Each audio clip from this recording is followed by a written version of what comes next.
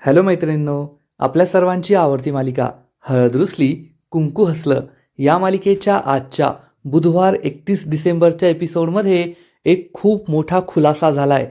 कालच्या एपिसोडमध्ये आपण पाहिलं होतं की आढळरावांनी कृष्णाला सांगितलं, कृष्णा, माझा भूतकाळ खोदून काढण्याचा प्रयत्न करू नको, कारण तुझ्या हाताला फक्त चिखल लागेल. माझा भूतकाळ खूप काळा आहे. आणि आढळरावांच्या भूतकाळात नेमकं असं काय रहस्य दडलंय हा प्रश्न आपल्या सगळ्यांना पडला होता. आणि आता त्याच्याबद्दल एक मोठा खुलासा झालाय. आढळराव हे बाळजाबाईवर खूप चिडले. तिला जाब विचारला, बाळजा, तू स्वतःच्या पोटच्या लेकाबरोबर दुष्यंतबरोबर असं का वागलीस? त्याचा पासपोर्ट का जाळला? तू त्याच्या स्वप्नांची राखरांगोळी का केली? तेव्हा बाळजाबाई खूप चिडली आणि म्हणली, आढळराव, माझ्याशी नीट बोलायचं, नाहीतर पुन्हा एकदा गावात तुमची धिंड काढेल. याचा अर्थ काही वर्षांपूर्वी दुष्यंत लहान असताना बाळजाबाईने चक्क आढळराव रांगणे पाटलाची गावातून धिंड काढली होती. मग आढळरावांबरोबर असं काय घडलं होतं? त्यांनी असं काय केलं होतं की बाळजाबाईने त्यांची गावात धिंड काढली होती? हे रहस्य लवकरच समोर येणार आहे. आणि त्याच वेळेस कृष्णा ही सुद्धा दुष्यंतला विचारणार आहे की तुमच्यात आणि आढळरावांमध्ये असं काय झालंय ज्यामुळे तुम्ही त्यांचा एवढा राग करता. मग आता कृष्णाला तर आढळरावांनी आपल्या भूतकाळाबद्दल नाही सांगितलं. मग दुष्यंत कृष्णाला हे सत्य सांगेल का? हे जाणून घेण्यासाठी हा व्हिडिओ शेवटपर्यंत नक्की पहा. तर मैत्रिणींनो, आजच्या एपिसोडच्या सुरुवातीलाच दुष्यंत हा खूप दुःखी असतो. तो एके ठिकाणी बसलेला असतो, रडत असतो. जे काही झालं त्याचं त्याला खूप वाईट वाटत असतं. मग त्याचं जे स्वप्न अपूर्ण राहिलं, पासपोर्ट जळाल्यामुळे तो त्याचं ड्रीम प्रोजेक्ट पूर्ण करण्यासाठी अमेरिकेला जाऊ शकला नाही, याचं तर त्याला वाईट वाटत असतंच. पण त्याचबरोबर त्याने कृष्णाला किती वाईट वागणूक दिली, तो कृष्णावर ओरडला, चिडला, पासपोर्ट जळाल्याचा आरोप लावला. हे सगळं आठवूनसुद्धा तो खूप दुःखी होतो.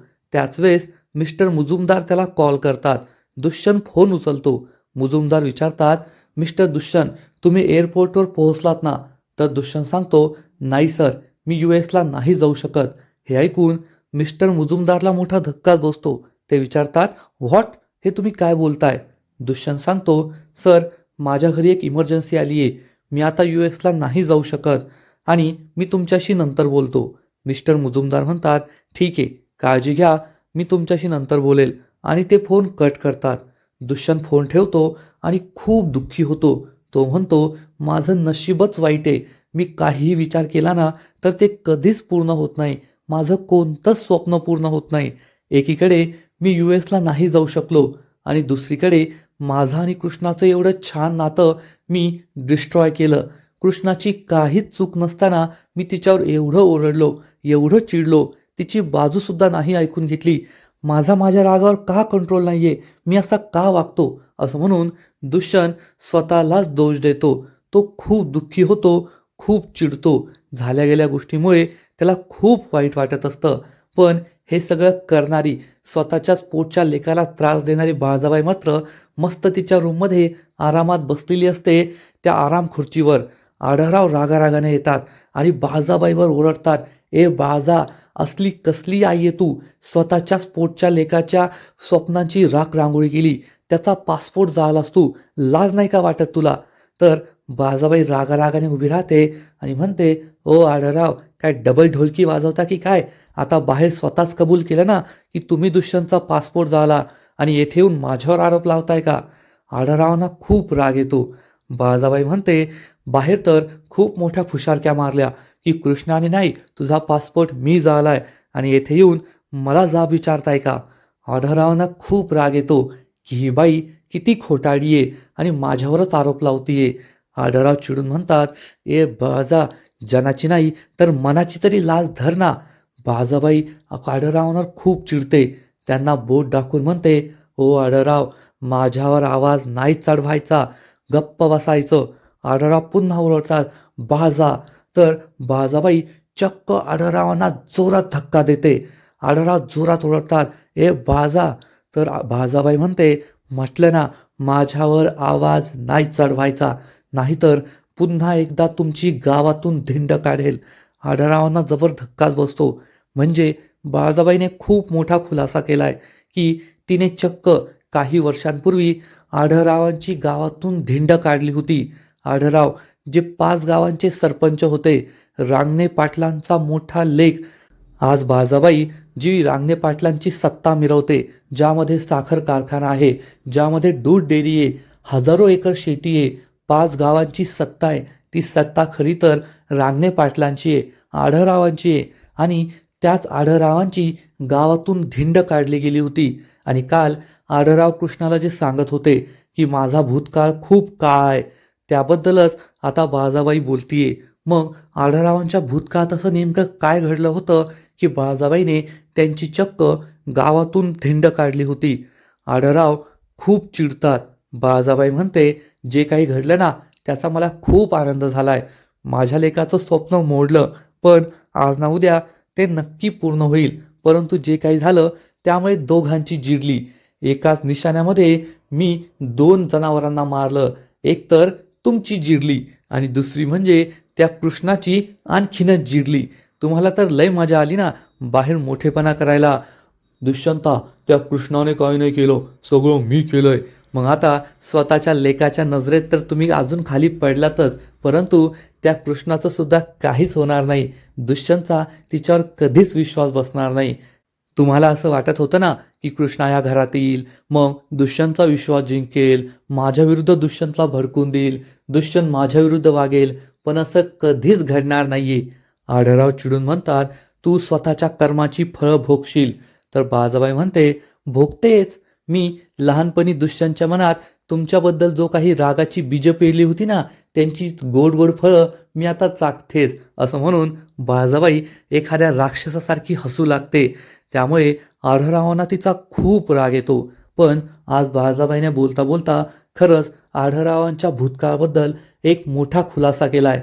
मग आढळरावांची धिंड का काढली गेली होती? बाळजाबाई का सगळ्या सत्तेवर नागासारखी डंख टाकून बसलीये? या सगळ्यांचा खुलासा, आढळरावांच्या भूतकाळाचा खुलासा लवकरच होईल, एवढं मात्र नक्की. तर इकडे कृष्णा तिच्या हाताला भाजलेलं असतं. पासपोर्ट काढताना ज्या तिच्या हाताला जखमा झालेल्या असतात ते पाहत असते आणि रडू लागते. तिला आठवतं की दुष्यंतचा पासपोर्ट जळत होता. बाळजाबाई तशीच उभी होती आणि कृष्णा हा पासपोर्ट वाचवण्यासाठी प्रयत्न करत होती. तेव्हा तिच्या हाताला हे भाजलं होतं. कृष्णा आपल्या हाताच्या जखमांकडे पाहते आणि विचार करते, जाऊ दे कृष्णे, तू कोणासाठीही काही केलं ना तरी शेवटी तुलाच बोलणी बसतात, तूच चुकीची. आपल्या घरातील भांडणामुळे उगस पूजाची आबा नको व्हायला. तिला औषधं घ्यायची आहे, तिला फळांचा ज्यूस द्यायला पाहिजे, असा विचार करून कृष्णा फळं कापू लागते. परंतु तिच्या हाताला खूप भाजलेलं असतं, जखम झालेली असते, त्यामुळे तिला फळच कापता येत नाही. आणि त्याच वेळेस दुष्यंत तेथे येतो. दुष्यंत कृष्णाला थांबवतो आणि कृष्णाच्या हाताच्या जखमांकडे पाहू लागतो. कृष्णा त्याच्याकडे पाहते, पण तिला दुष्यंतचा राग आलेला असतो. माझी काहीच चूक नसताना, माझं म्हणणं न ऐकून घेता दुष्यंत सरकार माझ्यावर किती चिडले, ओरडले, म्हणून तिला वाईट वाटलेलं असतं. त्यामुळे ती दुष्यंतच्या हातातून आपला हात सोडून घेते आणि तोंड फिरून घेते. दुष्यंत कृष्णाला म्हणतो, कृष्णा, असं नको ना करू. पण कृष्णा त्याच्याकडे पाहतच नाही. दुष्यंत तिला म्हणतो, पूजासाठी फळांचा ज्यूस बनवायचा असेल ना, मी फळं कापून देतो. असं म्हणून तो फळं कापू लागतो, सफरचंद कापू लागतो. पण कृष्णा त्याच्याकडे पाहतही नाही. त्यामुळे दुष्यंतला वाईट वाटतं. दुष्यंत हा सफरचंद कापत असतो, पण त्याचं संपूर्ण लक्ष कृष्णाकडेच असतं आणि त्यामुळेच त्याचं बोट या चाकूने कापतं. कृष्णाला हे दिसतं. कृष्णा लगेच त्याच्या जवळ येते आणि म्हणते, अहो दुष्यंत सरकार, हे काय केलं? दुष्यंत म्हणतो, एवढं काही नाही झालंय. पण कृष्णा लगेचच मसाल्यांचा डब्बा घेऊन येते आणि दुष्यंतच्या बोटाला हळद लावते. दुष्यंत तिला म्हणतो, एवढी जखम नाही झालीये. मी तुझं मन जेवढं दुखावलंय ना, त्यासाठी तर माझ्या बोटाचा तुकडा पडला असता तर बरं झालं असतं. कृष्णा चिडून म्हणते, अहो हे काय बोलताय? तर दुष्यंत म्हणतो, बरोबरच बोलतोय. कृष्णा, मला तुझी माफी मागायची आहे. आय एम सॉरी, मला माफ कर. पण कृष्णा ही काहीच ऐकून घेत नाही आणि माधव काकांना कॉल करते. माधव काका, लवकर या. माधव काका येतात. कृष्णा त्यांना सांगते, पूजाला फळांचा ज्यूस तयार करून ठेवा, मी येते. आणि ती तेथून निघून जाते. दुष्यंतला खूप वाईट वाटतं की कृष्णा आपल्यावर चिडलीये आणि आपल्याशी बोलायलाच तयार नाहीये. तर इकडे पूजाची मात्र चांगलीच टरकलेली असते. ती आरशासमोर येते आणि स्वतःच्या गळ्याला हात लावून पाहते. तिला आठवतं की बाळजाबाईने माझा गळा दाबला होता आणि तिला असं वाटतं की गळ्यावर कुठे मार्क्स तर नाही ना आले, नाहीतर सगळे विचारतील तुझा गळा लाल कसा आहे, हे कशाचे निशाण आहेत.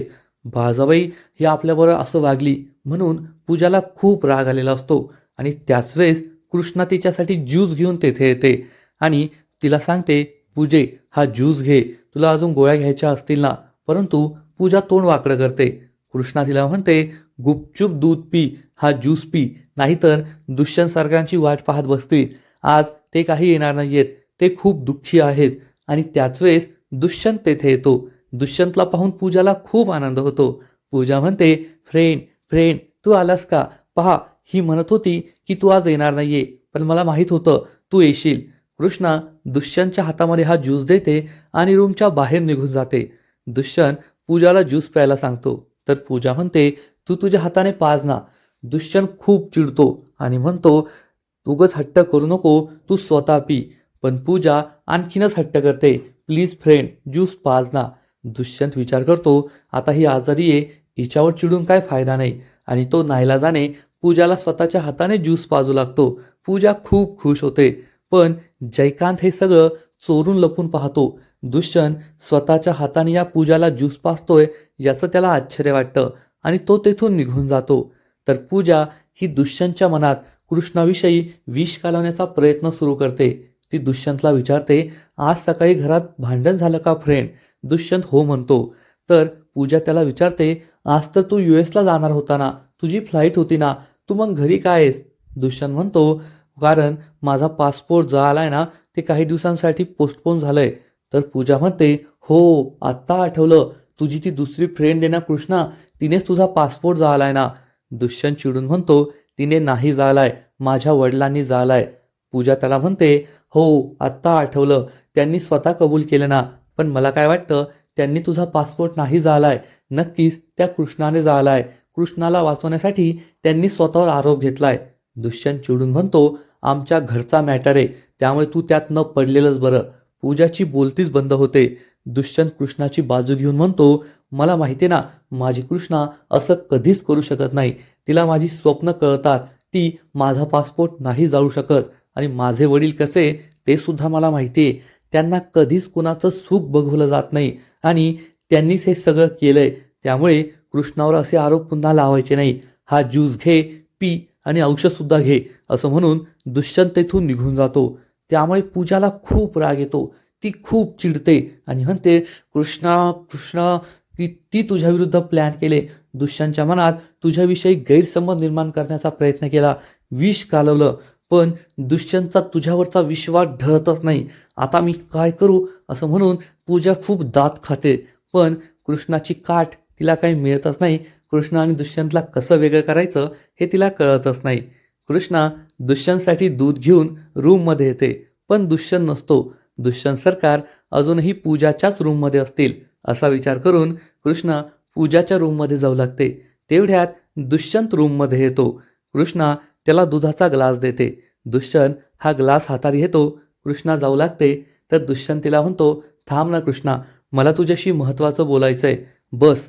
कृष्णा नाईलाजाने बेडवर जाऊन बसते. दुष्यंत तिच्या जवळ येतो आणि मोबाईलवर एक रोमॅन्टिक गाणं लावतो. मोबाईल बाजूला ठेवतो आणि दुष्यंत हा सुद्धा कृष्णाच्या बाजूला येऊन बसतो. तिचा हात हातात घेतो. कृष्णाने दुष्यंतला जे दूध दिलेलं असतं त्या दुधाची साय कृष्णा दुष्यंत हातामध्ये घेतो आणि कृष्णाच्या हातावर जेथे भाजलेलं असतं, जखम झालेली असते, तेथे ही दुधावरची साय लावू लागतो आणि खूपच प्रेमाने तिच्या हातावर जखमांवर फुंकरसुद्धा मारतो. कृष्णा त्याच्याकडे पाहत असते. दुष्यंत कृष्णाला सॉरी म्हणतो. Krishna, I am really sorry. खरंच तुझं ऐकून न घेता मी तुझ्यावर ओरडलो, तुझ्यावर चिडलो. मी तुझ्याशी खरंच खूप वाईट वागलो.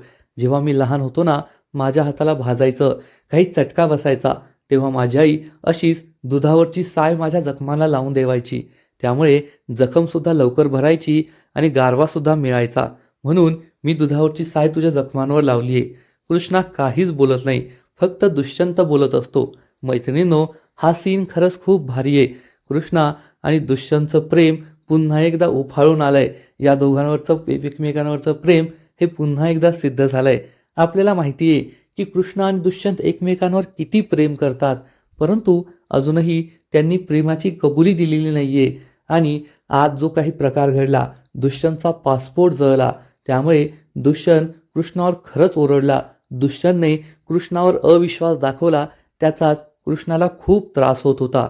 पण दुष्यंतला त्याची चूक समजली आणि कोणत्याही नात्यात हेच महत्त्वाचं असतं की दोघांपैकी एखाद्याने चूक केली तर दुसऱ्याने मोठ्या मनाने ती माफ करायची आणि आपली चूक झाली असली तर मोठ्या मनाने माफीसुद्धा मागायची.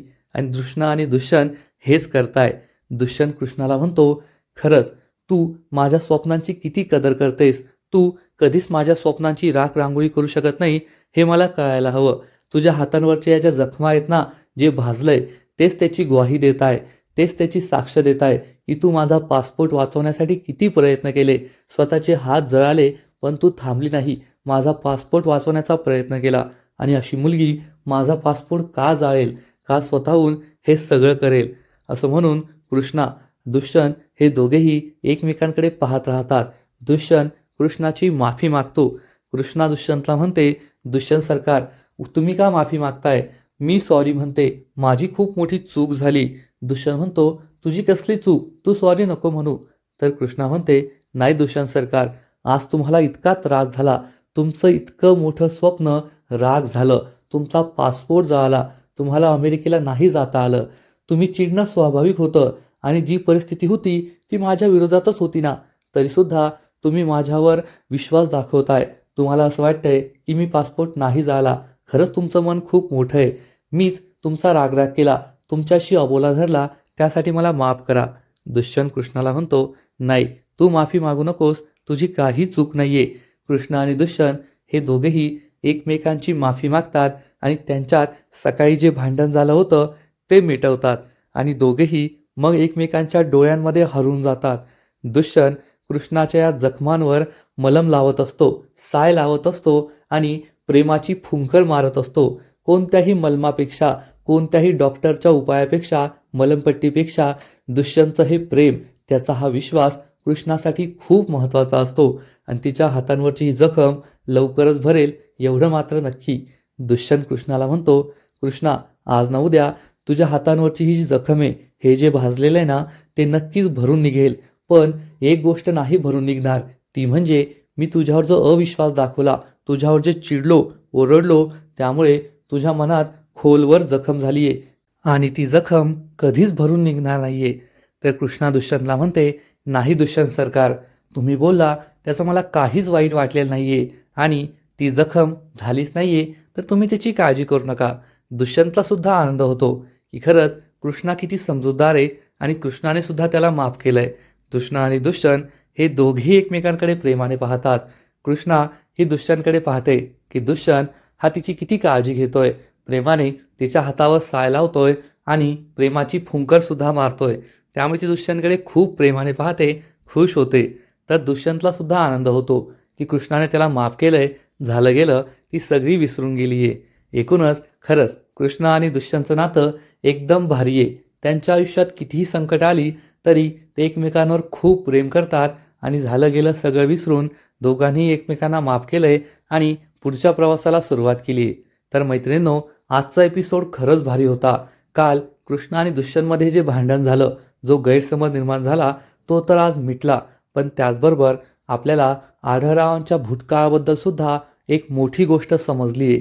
मग आता त्याचं रहस्यसुद्धा नक्कीच बाहेर येईल. आढळरावांच्या भूतकाळात असं काय घडलंय ज्यामुळे आढळरावांना स्वतःच्याच घरात दबून राहावं लागतं. बाळजाबाई ही त्यांची बायको आहे, दुसऱ्या घरातून आली आहे, तरीसुद्धा ती त्यांना कशी वरचढ ठरली, या सगळ्यांचं रहस्य येत्या काळात आपल्याला कळणारच आहे.